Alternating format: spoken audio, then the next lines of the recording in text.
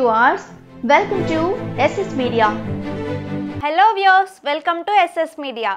గంటా శ్రీనివాసరావు రాజకీయాల్లో పెద్దగా పరిచయం లేని పేరు. ఎక్కడ పోటీ చేసినా గెలుస్తాడు అన్న గుర్తింపు సంపాదించుకున్న నేత. ఇప్పుడు ఆయన పొలిటికల్ కెరియర్ లో ఊహించని పరిణామం జరిగింది. చంద్రబాబు వద్ద ఆయనకు టికెట్ విషయంలో పరాభవం జరిగిందనేది టాక్. ఆయనకు భీమిలి సీట్ కావాలి. మరి బాబుకు ఆయనను చీపురుపల్లి పంపించి బొత్సాపై పోటీకి నిలబెట్టాలన్నది కోరిక. తనను విశాఖ నుంచి పంపించేయాలని పొమ్మనలేక పొగబెడుతున్నారన్నది గంటాకున్న క్లారిటీ. సో ఇప్పుడు గంటా ఏం చేస్తారు? టీడీపీతో గంటాకు ఆల్మోస్ట్ చెడిందని, ఇక అధికారిక ప్రకటనే తరువాయి అని అంటున్నారు. ఈ నేపథ్యంలో టీడీపీని కాదని జనసేనలో చేరే అవకాశం, బీజేపీలో కలిసే ఛాన్స్ గంటాకు ఉన్నాయి. అయితే ప్రస్తుతం టీడీపీతో బీజేపీ జనసేనలు కలిసి ప్రయాణించబోతున్నాయన్న నేపథ్యంలో బాబుని కాదని గంటా సాధించేదేమీ లేదు. అలా అని మునిగిపోయిన పడవ కాంగ్రెస్లో చేరే సాహసం చేయలేరు.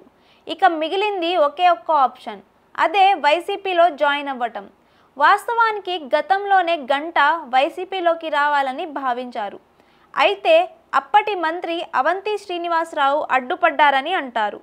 మరి ఇప్పుడు గంటా వస్తాను అంటే వైసీపీ ఓకే అంటుందా? జగన్ ఈ ప్రపోజల్కి అడ్డం చెప్పకపోవచ్చు. ఒకవేళ గంటా వైసీపీలోకి వస్తే భీమిలి టికెట్ ఇచ్చే ఛాన్స్ కూడా ఉందని అంటున్నారు పరిశీకులు.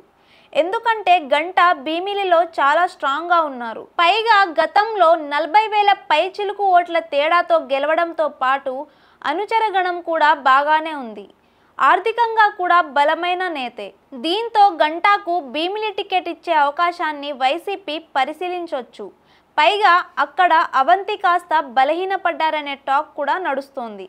అందువల్ల భీమిలి ఎమ్మెల్యే టికెట్ గంటాకు ఇచ్చి అవంతి శ్రీనివాస్ను అనకాపల్లి నుంచి ఎంపీ అభ్యర్థిగా బరిలోకి దింపగలిగితే సమస్య పరిష్కారమైనట్లే. సో ఇప్పుడు గంటా శ్రీనివాసరావు వైసీపీలోకి వస్తే పెద్దగా సమస్యలు ఉండకపోవచ్చు. పైగా వైజాగ్లో వైసీపీ మరింత బలపడే అవకాశం ఉంది.